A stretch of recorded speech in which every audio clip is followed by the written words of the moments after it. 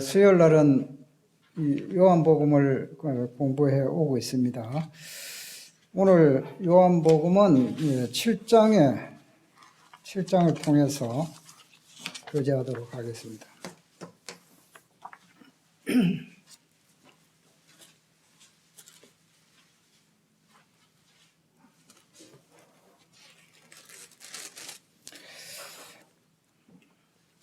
오늘 3일절인데 직장에 다니시는 분들은 잘 쉬셨습니까?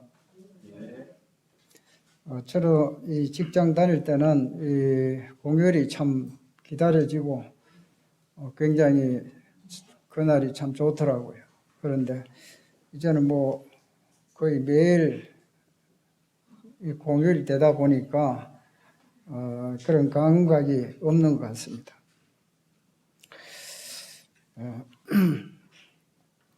오늘 이제 말씀 중에서 3일절에 대해서도 조금 또 얘기를 하겠습니다. 오늘 이 요한복음 7장을 제가 하기를 원하면서 또 말씀을 상고하는 중에 제목을 뭐를 하면 좋을까? 그냥 뭐 요한복음 7장 공부라고 해도 좋겠고, 또 내용적으로 봤을 때는 주 예수 세상에 사시면서 하는 이런 제목이 떠올랐습니다. 우리 찬송 가사 그런 가사가 있지요. 주 예수님께서 이 세상에 사시면서 당하시는 여러 가지 많은 고난들을 생각하게 되는데, 요한복음의 7장을 통해서도 제법 나오는 것 같아요. 주님은 이 땅에 사실 때에 어떻게 사셨는가, 참 홀가분하게 또 불편함이 없이 문제 없이 갈등 없이 이렇게 잘 지내셨는가. 주님 걸어가신 이러한 그 길들이 우리가 따라가야 할 길인데 정말 만만치 않은 그런 사람으로 오신 예수님, 참 많은 그 고통과 고충이 있었던 것을 보게 됩니다. 요한복음 7장 1절에 보면은 그 후에 예수께서 갈릴리에서 다니시고 유대에서 다니려 아니하심은 유대인들이 죽이려 하심이라. 여기 이제 그 후에는 6장 하반절 보면은 그 예수님께서 오병이어의 기적을 행하시고 또 많은 말씀을 하시는 중에 많은 무리들이 다 떠나가고 없었어요. 그럴 때에 이 제자들에게 너희들도 가려느냐 이런 이제 질문을 하셨고, 그럴 때에 영생의 말씀이 계시니 우리가 누구에게로 가오리까?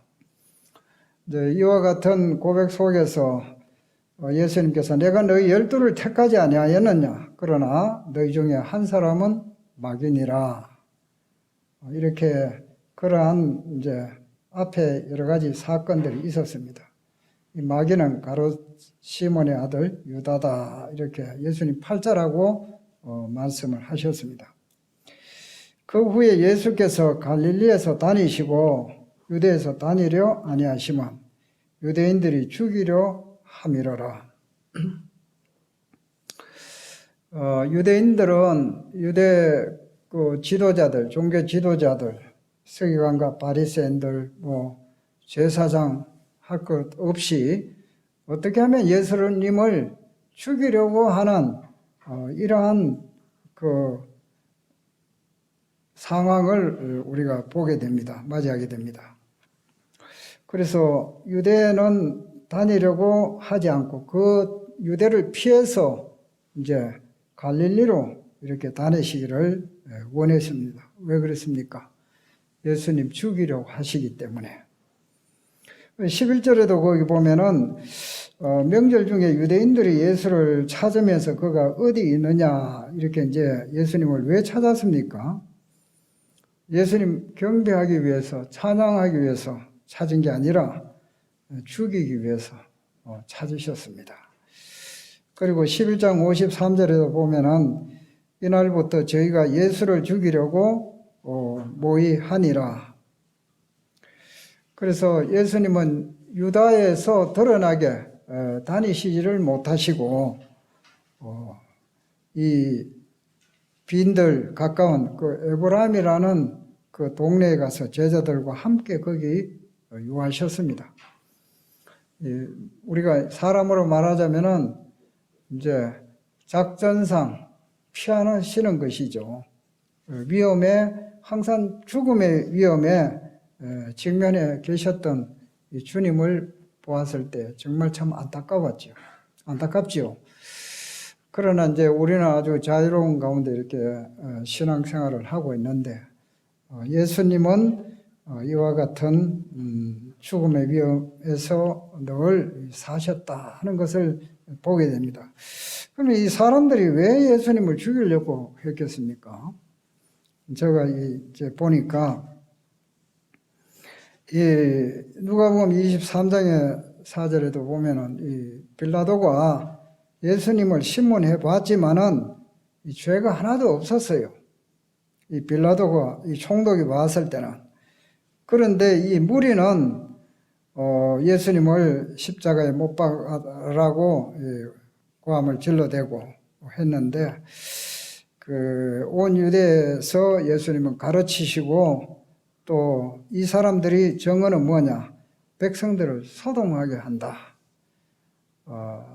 이 백성들을 충동시켜 가지고 이제 소동하는 나라를 어지럽히는 그런 사람으로 이렇게 예수님을 정언을 했습니다. 그리고 또 그들은 가장 또 중요한 부분이 오늘 또 여기 나옵니다만은 그 예수님이 계속적으로 그 율법을 어겼다. 안식일 날 많은 그런 능력을 행하시고 또 이렇게 이제 하실 때에 유대인들에게는 굉장한 불만이 있었고 또 이 안식일을 범한다 해서 예수님을 또 죽이려고 했습니다. 그리고 또 많은 무리들이 예수님을 따라다니는 것들이 유대 종교 지도자들에게는 아주 가시처럼 보였습니다. 그리고 또 이 예수님을 통해서 이 로마의 지배를 받을까 두려워하는 마음도 있었고 또 이제 이 주님께서 그들의 행동을 아주 비난하셨습니다. 이 공의롭게 그 비난하는 것을 아주 싫어했습니다. 그래서 예수님을 죽이려고 했죠. 예수님은 선을 행하셨습니다. 그리고 예수님은 하나님의 말씀을 전파하셨습니다. 사실은 나쁜 일이라고는 찾아볼 수 없는데 그들의 시각에서 이 율법을 범한다 이렇게 한 거예요. 그러나 이 예수님은 율법을 범한 것이 아닙니다. 범한 것이 아닌데 그들이 율법을 범하면서도 예수님의 율법을 범했다 이렇게 이제 생각하는 거예요. 나중에 이제 찾아보겠습니다. 그 다음에 이제 그 2절에 보면은 유대인의 명절인 초막절이 가까운지라 이 초막절이 가깝다 했습니다. 이 유대인의 명절이라 보통 여기에서 성경의 신약에 나오는 거 보면은 유대인의 유월절, 유대인의 명절 이렇게 말하고 있는데 이 레위기 23장에 보면 여호와의 절기입니다. 초막절도 그렇고 유월절도 그렇고 7대 절기가 여호와의 절기인데 유대인의 명절, 유대인의 절기로 한 등급이 낮아진 거죠. 그래서 그 가치가 절하됐다 이렇게 이제 변질됐다는 것을 우리가 보게 됩니다. 이 초막절은 다른 말로 수장절이라고도 나오고 또 장막절이라고도 나옵니다. 그런데 이제 이 유대인의 3대 절기 중에서 유월절과 또 이제 오순절 또 초막절 이것은 아주 제일 큰 명절로서 그들이 지켜지는 그런 명절입니다. 그런데 이제 이 초막절은 언제 있었느냐 하면은 이 추수철, 이 가을, 우리 한국에 말하자면 이 가을철에 그 초막절을 지켰는데 그 애굽에서 나온 장막에서 살았던 때를 기념하는 날입니다. 40년 동안 광야 생활을 하고 그 다음에는 어디로 들어갔습니까? 가나안 땅으로 마침내 들어갔지요. 그런데 이제 거기에서 이 초막절을 지킬 때도 과거에 참 이 장막을 옮겨가면서 고생하면서 이제 가나안 땅을 바라보고 마지막 절기로서 그들은 굉장한 희망을 가지고 꿈을 가지고 기다렸던 이 절기가 이 장막절입니다.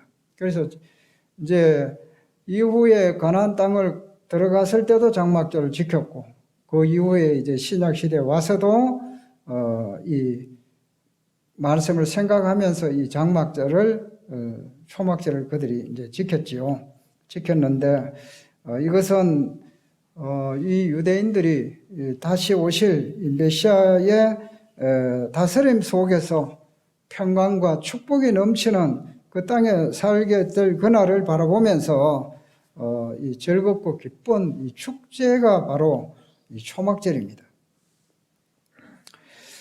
그런데 이제 여기 8절에 보니까 여기 이제 그 형제들이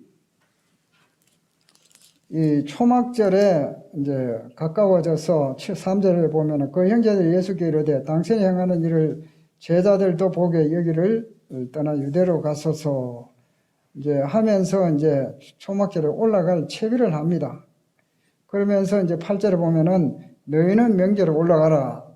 내 때가 아직 차지 못하였으니 이제 너희들은 먼저 이 초막절 지키러 올라가라 이렇게 이제 이야기를 했습니다. 그런데 이 유대인들이 초막절을 지키고 또 뭐 유월절을 지키고 여러 가지 이제 이런 행사를 하지만은 하나님에 대한 어떤 그런 뜨거운 어떤 사랑이 없었어요.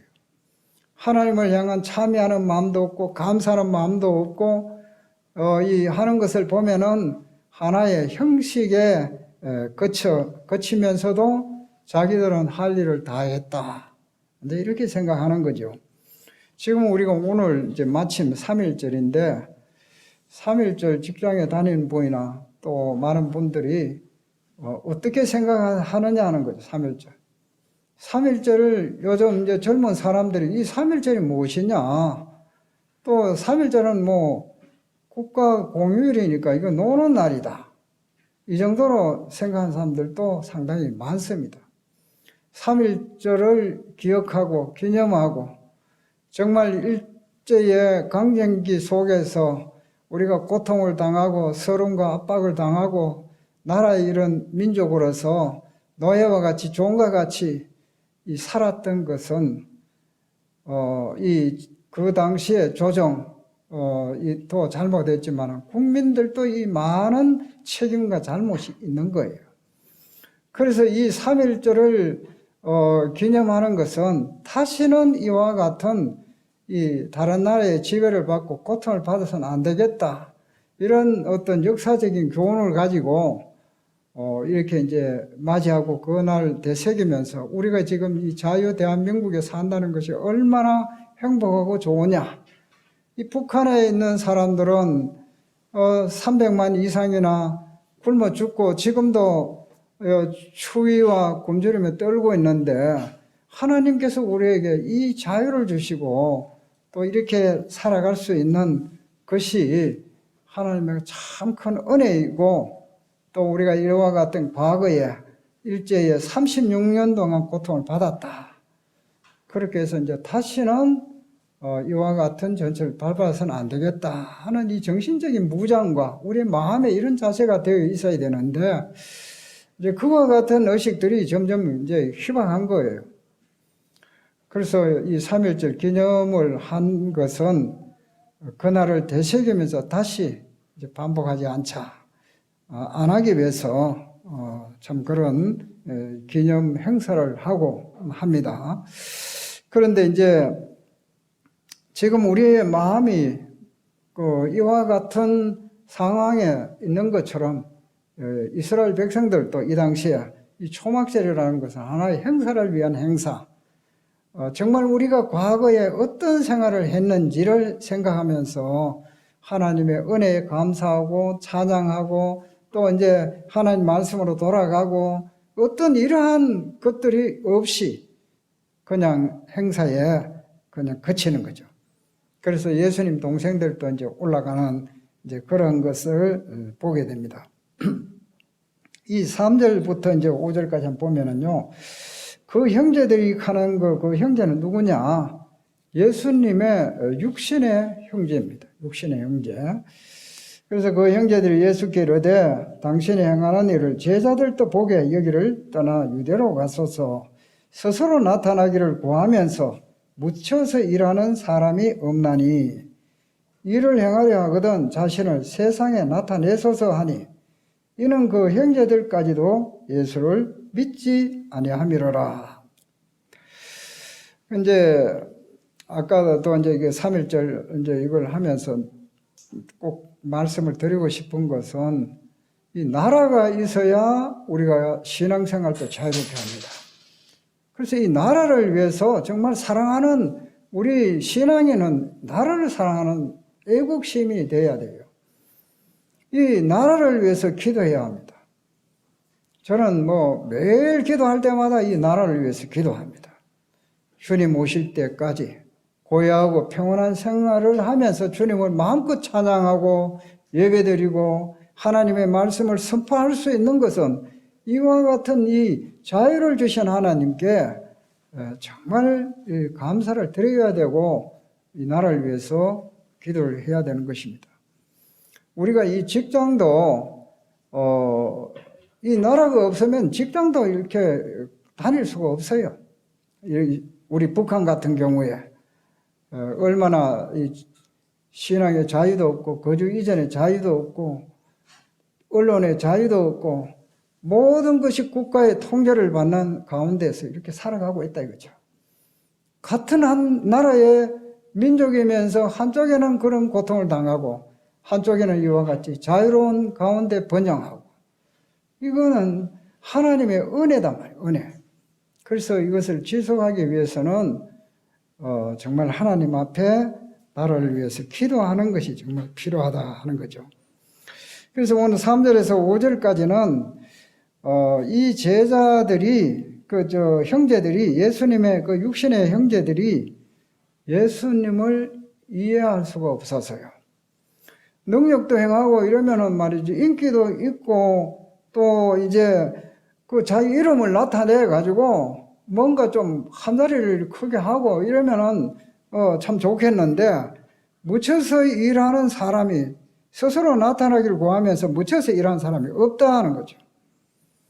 이 큰 일을 하시려면 좀 세상에 좀 드러내 가지고 자신을 좀 선전도 하고 이렇게 알려주셔 가지고 유명한 이러한 활동을 하시는 것이 좋지 않습니까? 그 형제들은 예수님이 뭔가 이 나라를 위해서 큰 그 이름 유명세를 가지고 활동하기를 바랐습니다. 이 육신적인 그 형제들은 이 하나님의 이 성령님에 사로잡혀 있는 충만하신 예수님을 전적으로 이해를 못했어요. 그러니까 이 세상이 여길 수밖에 없고 생각하는 것이 전부 다 육신적인 그런 인간적인 그런 생각을 할 수밖에 없었습니다.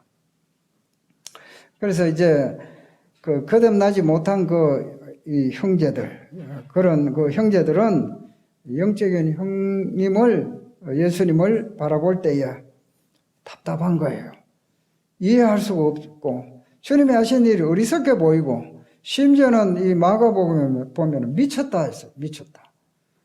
어떻게 저렇게 어리석을 수가 있나? 그래서 이 주님과 육신의 그 형제들 간에는 상당한 이 갈등이 있는 걸 볼 수 있어요. 그 육신의 형제들은 그 형님 되는 예수님을 이해할 수 없었다는 거죠.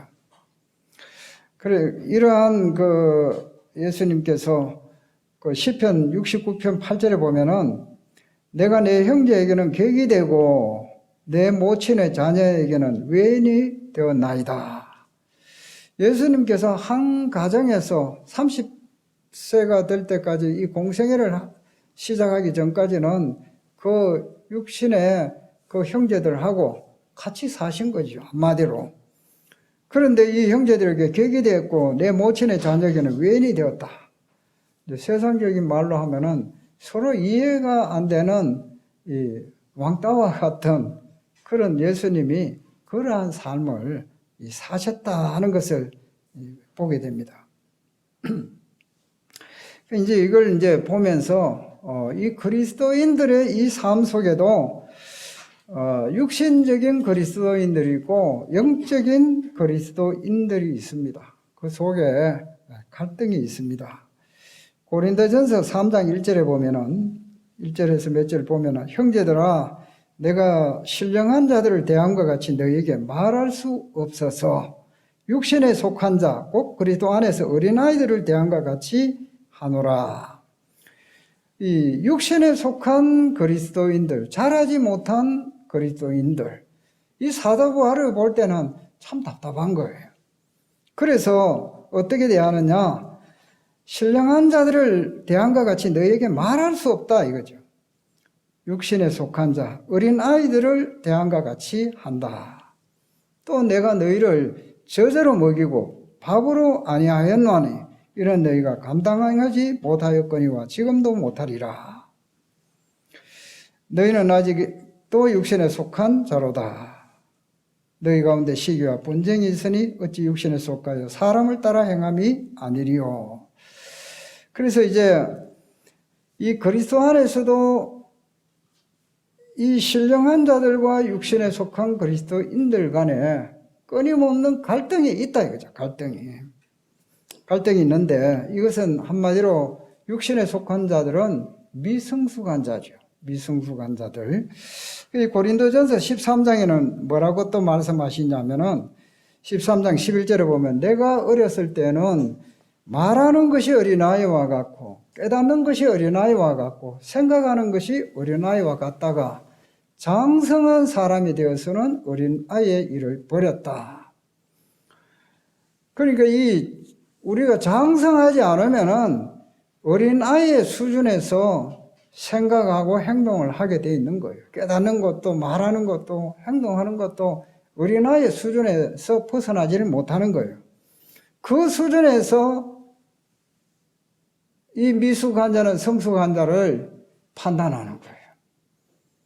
그리고 이제 성숙한 자는 미숙한 자를 때로는 업신여길 수가 있죠. 로마서 15장에 보면은 그런 14장에도 보면은 그런 말씀들이 있습니다. 그 믿음이 연약한 자, 모든 것을 먹을 수 있는 믿음이 있는 자, 이런 사람들이 모든 것을 먹을 수 있는 자는 그 먹지 못한 자를 업신여기고 여기지 말라고 했고 먹지 않는 자는 먹는 자를 비판하지 말라 했어요. 그러니까 이런 이제 갈등 속에 항상 우리는 살아간다 하는 거죠. 이제 왜 이렇게 이제 갈등 속에 문제가 있느냐?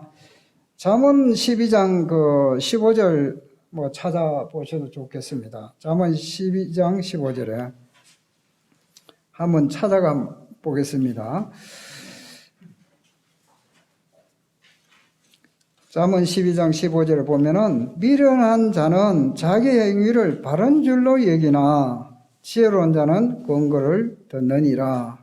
지혜로운 자는 권고를 듣는다. 남의 충고를 듣는다. 이 말이죠. 현대인 성경에. 그런데 미련한 자는 자기 행위를 바른 줄로 여긴다. 14장 잠언 14장 3절에는 미련한 자는 교만하여. 그러니까 또 사사기 21장 25절에는 보면은 그때 이스라엘이 왕이 없으므로 사람들이 각기 자기 소견에 옳은 대로 행한다. 그 미련한 자의 그 잣대는 뭡니까? 자기가 행위가 옳다고 이렇게 바른 줄로 여긴다는 거죠. 사사기 시대도 이 많은 사람들은 자기 생각에 옳은 대로, 자기 생각이 옳다 생각하는 거예요. 그건 다른 사람이 봤을 때나 주님이 보셨을 때, 말씀을 봤을 때는 바르지 않는데, 이 미련한 자도 자기 생각이 옳다, 자기 행위가 옳다 이렇게 생각하는 거예요. 그러니까 자기 수준의 모든 것들을 자기 중심적으로 보니까 내 생각이 옳다는 거예요. 옳다는 거예요. 그런데 이 장성한 자가 봤을 때는 이거 옳지 않는데, 각자 이제 자기 눈높이에서 모든 것을 옳다고 기준을 가지고 보니까 주장하게 되고 고집을 부리게 되고 이러한 가운데서 이 갈등이 생기는 거죠. 이 주님도 이 불신 이 형제들과의 이런 이제 서로 맞지 않는 그 눈높이 잣대가 있다는 거죠. 그래서 이제 이와 같은 가운데서 하나님께서는 이 서로 사랑하고 용납하고 오래 참고 하나가 되고 이게 이제 하나님께서 우리에게 원하시는 바단 말이죠. 그 이제 이 조화를 이룬다는 것이 이제 결과적으로는 이 가장 좋은 방법은 성숙이 돼야 된다. 성숙. 성숙하지 않은 사람도 미숙하더라도 미련한 자도 자기 기준에서는 옳은 거예요. 그게 옳게 보인단 말이에요. 그러니까 이제 이와 같은 문제가 사회적으로도 교회적으로도 가정적으로도 항상 일어나는 문제라는 것이죠. 그러나 이제 주님 보실 때는 문제가 많은데 자기 눈으로는 문제가 없어. 이제 이렇게 되니까 이제 서로 간에 불화가 생기는 것이죠. 그래서 이제 우리가 이 가정 생활에서도 많은 문제가 이제 노출되는 게 이제 자기 기준에서 이제 모든 것들을 이제 보니까 상대는 잘못됐고 나는 옳은데 상대는 봤을 때는 나는 옳은데 상대가 내가 잘못된 게 없는데 근데 피차 이렇게 이제 생각하는 것이죠. 그러나 이제 장성한 자가 되면은 어린아이의 일을 보게 되고 이게 정말 가치 없고 이건 참 잘못했구나 잘못이다 이걸 버리게 된다는 거예요. 자연적으로 이제 성숙하게 되면은 이제 버리게 되는데 그래서 이제 예수님은 이와 같은 형제들 속에 사시면서 그들을 아시니까 주님은 충만하신 분이고 그러시니까 다 그냥 때가 될 때까지 이제 받아주시는 것이죠. 그리고 이제 이 6절에는 보면은 예수께서 이러시되 내 때는 아직 이르지 아니하였거니와 너희 때는 늘 준비되었느니라. 주님은 때를 굉장히 많이 말씀하셨어요. 예수님께서 이 땅에 태어나실 때가 있었습니다. 그때도 언제든지 오신 게 아니라 하나님의 약속하신 또 때가 되어서 이 땅에 구원자로 오셨습니다. 이 세상에 사시는 동안에도 예수님은 모든 이 스케줄대로 사신 것을 보게 됩니다. 그래서 주님은 내 때를 아셨기 때문에 아직까지 내 때가 이르지 아니하였다 이렇게 이제 말씀을 하시는 걸 보게 됩니다. 8절에도 너희는 명제로 올라가라 내 때가 아직 차지 못하였다. 그러나 이제 마가복음 14장 41절에는 보면 때가 왔도다 보라 인자가 죄인의 손에 팔리오느니라 일어나라 함께 가자 보라 나를 파는 자가 가까이 왔느니라. 이 마가복음에는 이 주님이 십자가에 달리시기 전에 때가 왔도다. 예수님이 이 땅에 오신 목적은 사실 죽으러 오신 것이죠. 그 십자가의 죽음을 통해서 우리 인류의 구원의 구속의 사역이 완성되기 때문에 이 때가 왔다. 거기에 이제 모든 것을 포커스를 일단은 맞추는 것이죠. 주님께서 이 땅에 오신 것은 우연히 그냥 세상에 오신 것이 아니다 하는 거죠. 그리고 또 우연히 세상을 떠나시는 것도 아니다. 하나님의 계획 가운데서 모든 것들이 이루어졌던 것을 봅니다. 그래서 우리 이 사람들도 하나님의 때가 뜻이 있고 우리를 통한 하고자 하는 이 때가 다 있는 것이죠. 이 땅에 우리가 얼마만큼 살 것인가 이런 것도 하나님의 계획 아래 있는데 이 때가 있는 것입니다. 그래서 이제 저는 이 과거에 저의 이 과거를 돌아보면은 참 이 죽을 고비가 정말 많았어요. 그냥 뭐 이렇게 보면은 순순하게 또 지나온 것처럼 보이실지 모르지만은 제가 이제 근무할 때 그때 이 오토바이를 타고 그때 그 기술도 서툰데 말이죠. 이제 순찰도 온다고 그때 이제 오토바이를 이제 타고 그 앞에 이제 그 이 벽이 있었는데 불과 한 3m 그 앞에 이제 이 드럼통이 있었어요. 그런데 이제 그 서툴다 보니까 2단인 줄 알고 2단에부터 스타트를 해야 되는데 이거 그냥 자동인데 1단이었던 거예요. 그냥 이렇게 떡 땡겼는데 평 나갔는데 앞에 드럼통이 있어가지고 거기에 받쳐가지고 탁 넘어진 거예요. 뭐 바지도 찢어지고 했는데 정말 기적이었어요. 그 만약 없었다면 그때는 완전히 뭐 직사했다 이렇게 이제 할 수 있고 뭐 그 외에 뭐 물에 죽을 고비도 넘보고 또 이제 이 차량 몰고 가다가도 막 살얼음 얼었는데 모르고 아침에 일찍 가는데 차가 삥 돌아버린 거예요. 그런데 마침 상대에서 오는 차가 없어가지고 참 무사히 그냥 이렇게 모멸했는데 이 생애를 살아오면서 이 주님의 때가 아직 안 됐구나. 또 이제 제가 이제 여기 저 인공심장 박동기 시술할 때도 제가 이제 이 맥박이 27이었어요. 맥박이 보통 한 70 정도가 정상인데, 근데 이걸 이제 하나님께서 날 살려주시려고 그걸 딱 보게 하시는 거예요. 그래가 그 다음 날 이제 병원에 가니까 바로 입원하라 이래 돼가지고 이제 시술을 했는데, 그래서 우리의 이 생명도 주님의 때가 있다는 거죠. 주님이 허락하실 때까지는 주님께서 필요하시니까 아직까지 이 땅에 살게 하셨다. 우리의 이 생사화복이 주님의 손에 달려 있다는 거죠. 하나님께서 우리의 인생의 모든 이 스케줄들이 주님의 손 안에 있다. 그래서 아직 내 때가 아직까지 이르지 않았다. 이렇게 이제 말씀하신 걸 보면서 주님의 허락이 있어야 된다. 주님 눈동자처럼 우리를 지키신다는 것을 정말 실감을 합니다.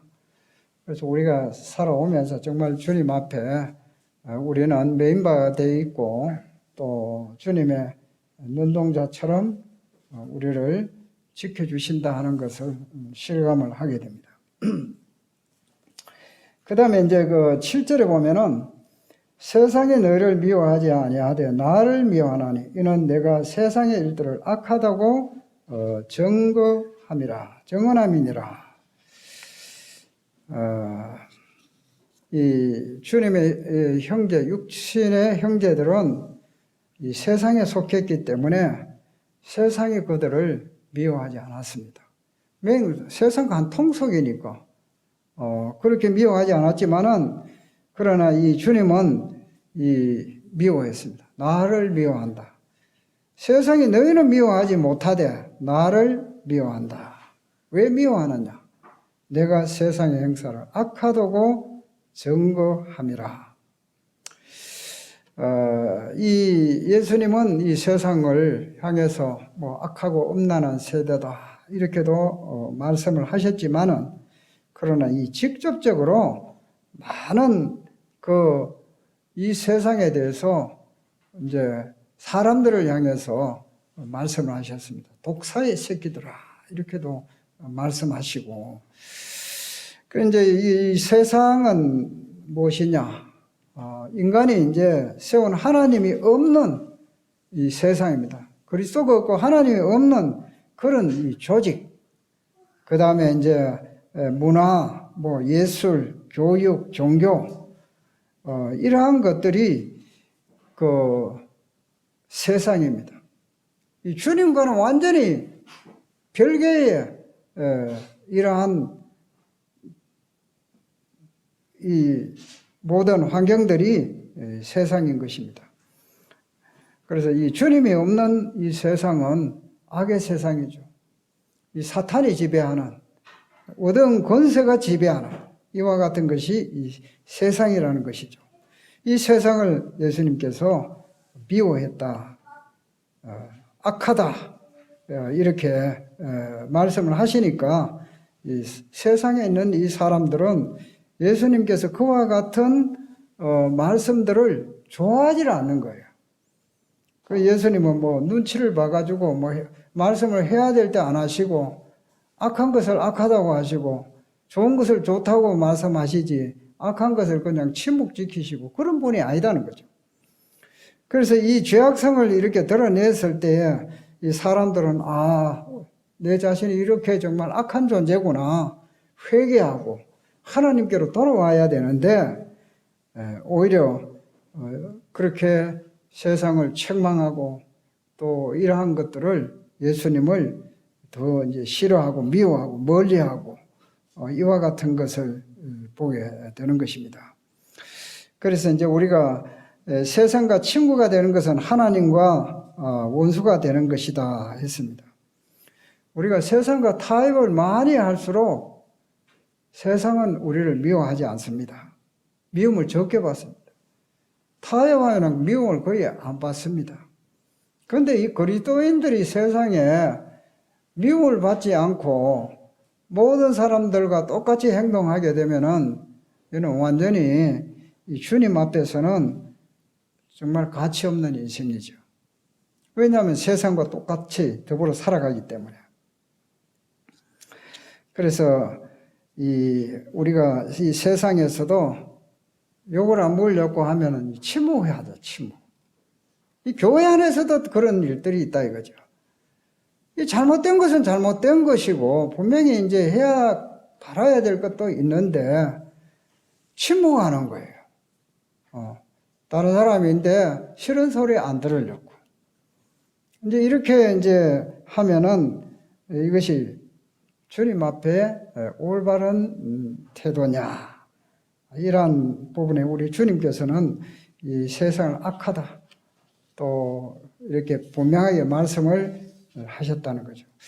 그래서 이제 이 종교인들을 향해서도 직접적으로 우리가 마태복음 23장에 보면은 엄청나게 그들을 책망하고 화 있을진저 이 외식하는 서기관들과 바리새인들이요. 이게 계속적으로 반복되고 나오는 게 마태복음 23장입니다. 그 중에 이제 23장 23절에 그 몇 말씀을 보면은 화 있을진저 외식하는 서기관들과 바리새인들이요. 이게 화 있을진저 외식하는 자 위선자라 이 말, 위선자요. 서기관들과 바리새인들이요. 너희가 박하와 해양과 건체 11전 들이되 율법에 더 중요한 바 정의와 긍휼과 믿음은 버렸도다. 그러나 이것도 행하고 저것도 버리지 말아야 할지니라. 맹인된 인도자여 하루살이는 걸러내고 낙타는 삼키는도다. 화 있을진저 외식하는 서기관들과 바리새인들이여 장과 대접에 거친 것이야 돼. 그 안에는 탐욕과 방탕으로 가득하도다. 이 직격탄을 날리잖아요. 서기관과 화 있을진저 서기관과 바리새인들이여. 이런 그 종교 지도자들을 향해서 예수님이 말씀하실 때에 왜 이런 말씀을 하셨겠습니까?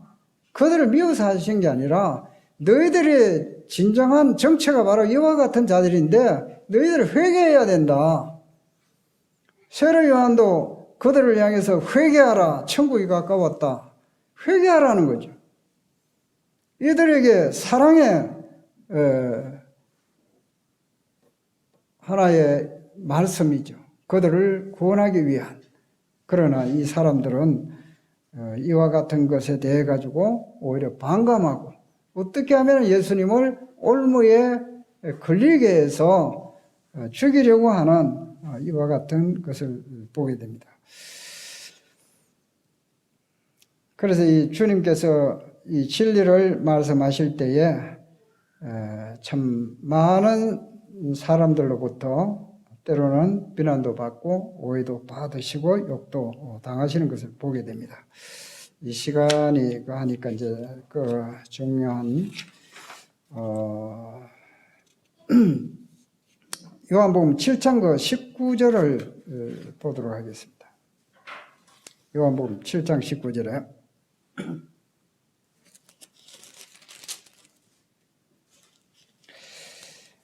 그 앞에 이제 그 14절에 보면은 이미 명절의 중간이 되어 예수께서 성전에 올라가서 가르치시니 유대인들이 기이 여기며 가로되 이 사람은 배우지 아니하였거늘 어떻게 그를 아느냐 하니, 사람들이 뭐 어떻게 생각하든지 간에 예수님은 이 땅에 오셔서 가장 중요한 일이 뭡니까? 진리를 선포하시는 거죠. 그래서 성전에 올라가서 가르치셨다.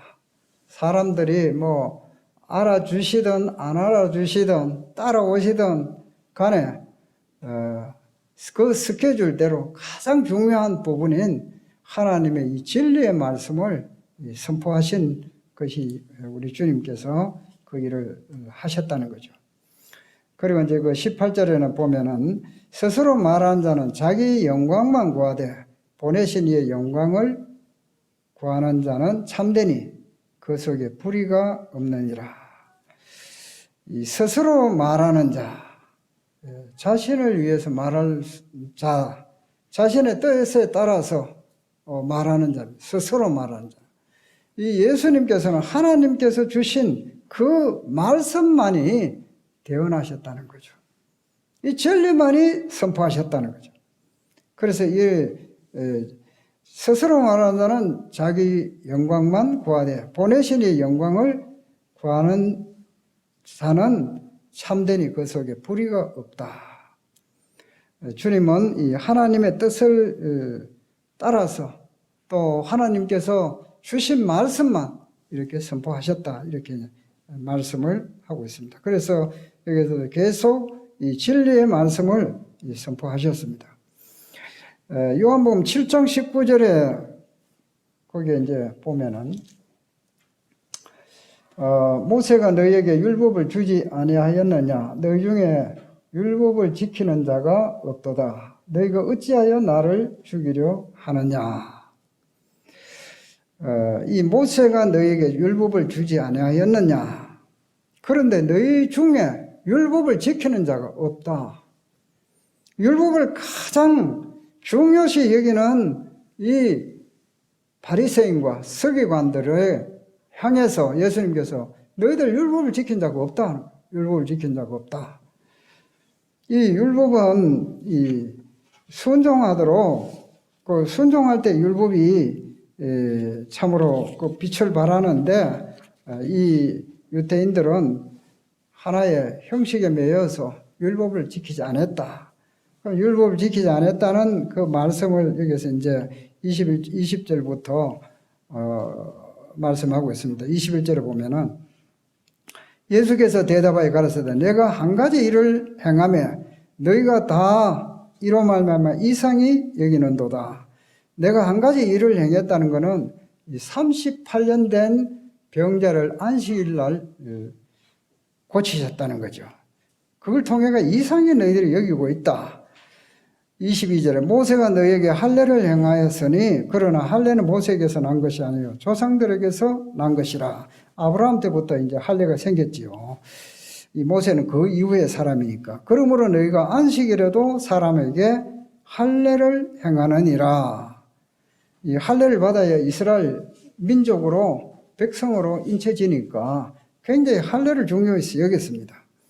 23절에 모세 율법을 범하지 아니하려고 사람이 안식일에도 할례를 받는 일이 있거든. 내가 안식일에 사람의 전신을 건정케 한 것으로 너희가 내게 노여워하느냐. 이제 할례를 받아야 되는데, 할례는 남자들이 어린아이가 태어나면은 할례를 받는데 며칠 만에 받습니까? 8일 만에 받죠. 그 8일 만에 받다가 보니까 8일 만에 이제 안식일 날 또 걸리는 거예요. 그러니까 이 8일 만에 모세 율법을 지키려고 하다 보니까 안식일 날 걸리는데, 안식일 날 일하고 할례를 주고 하면은 이건 또 안식일 또 범하는 거예요, 이제. 그런데 그거는 괜찮고, 이 38년 된 병자, 또, 이 나면서부터 안전병이 된 사람, 이런 날 안식일 날 고치는 거, 그 문제 삼는 거예요. 그 율법주의자들이 자기들이 했는 거는 괜찮고, 예수님이 하시는 거, 그거는 생명을 고쳐주고, 그만큼 오랫동안 고통당한 사람 생명을 귀하게 여기고, 선을 행하고, 이런 것에 대해서는 문제를 삼는 거예요. 그 이제 오늘날 뭐 내로남불하는 말처럼 내가 하는 건 율법은 이래 어겨도 괜찮고 예수님 하시는 거 이거는 안 되고, 이 안식일은요, 십계명 속에 들어가 있는 거잖아요. 굉장히 중요한 부분이잖아요. 안식일을 범하지 말라. 안식일을 범하면은 죽여라, 이렇게 나온 거예요. 죽여라. 그러나 이제 할례에서 끊쳐질 수는 있지만 죽지는 않아요. 그러니까 너희들이 율법을 이렇게 말하면서도 율법을 지키는 자가 없도다. 그 이제 이 서기관과 바리새인들을 향해서 이와 같이 예수님께서 책망을 하신 거죠. 그래서 정말로 율법을 지키지 않는다고 의인을 이렇게 죽이려고 한다 하는 것이죠. 예수님은 죄를 지은 적이 없어요. 그리고 또 율법의 가장 중요한 것은 뭡니까? 사랑과 또 인과 의와 신, 믿음이라는 거죠. 의, 무엇이 옳으냐? 무엇이 사랑이냐? 이 주일날 죽어가는 사람 살려주는 거, 너희들이 그 집에 소가 우물에 빠졌는데 그냥 가만 놔두느냐? 아무 대답을 못해요. 아무도 그 소 빠져있으면 죽으려고 하는 거 율법 지킨다 해가지고 그냥 놔둔 사람이 있습니까? 너희들 다 건지지 않느냐? 그런데 이렇게 오랫동안 고통받고 하는 사람들을 고쳐주는데 너희들 뭐 그걸 가지고 문제 삼느냐? 그러나 율법의 정신은 뭐냐? 사랑이다, 정의다, 믿음이다. 그런데 이 율법주의자들은 형식만 가지고 이거 막 문제를 삼는 거예요. 그래서 이 주님 앞에 그들은 아무 대답을 유구무원이었죠. 그래서 예수님께서 그들을 향해서 말씀하시기를 너희들은 입술로는 이렇게 경배를 하고 하는데 마음은 멀다. 하나님을 우리가 마음으로 경배해야 되지 형식적으로 그러한 경배하는 거는 내하고는 관계없다는 거죠. 그래서 우리가 이 사람을 주님 앞에 예배를 드릴 때도 마음으로 드려야 되고 또 사람을 대할 때도 마음으로 대하라. 마음으로. 마음에 없는 그런 행동을 지양해야 하라는 것이죠. 하지 말아라는 것이죠. 그건 가정스럽다는 거죠. 그래서 이 예수님은 이 세상에 살아가시면서 이 죽음의 위협 속에 살았고 또 가정에서도 이 왕따를 당하시고 하시는 일마다 이렇게 종교인들이 예수님을 핍박하고 또 이 유대인들이 이 사도 바울이 가는 데마다 복음 못 전하도록 방해하고 정말 이 종교 지도자들이 정말 이 진리를 바르게 알지 못할 때는 엄청난 죄를 짓고 있고 그들의 수준에서 그들의 눈의 잣대를 가지고 모든 것을 바라보니까 인정을 할 수가 없는 것이죠. 그래서 이 주님께서는 이 땅에 사실 때에 그것은 고난의 길이었고 십자가의 길을 가셨습니다. 정말 이 진리가 없는 이 시대에 주님께서는 정말 이 배척을 당하셨고 또 한편 외로우셨습니다. 그리고 사랑이 없는 이 땅에 주님께서는 사랑이신 예수님은 슬픔과 수치와 외면을 당하셨습니다.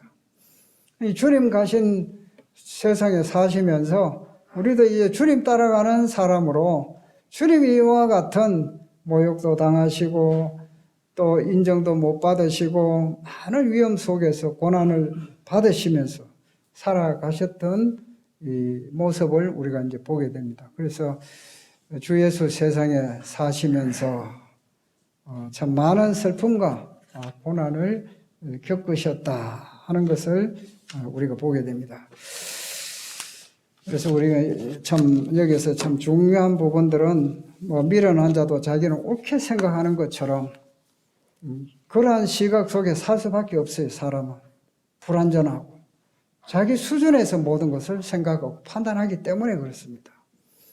이제 우리가 이와 같은 모든 것을 능가할 수 있는 것은 주님을 알아야 되고 성숙해야 되고 그러면서도 그 약한 자를 우리가 동정하고 내 입장에서 정말 주님 앞에 주님이 보실 때 내가 올바른 길을 가고 있는가 그것이 중요하다는 거죠.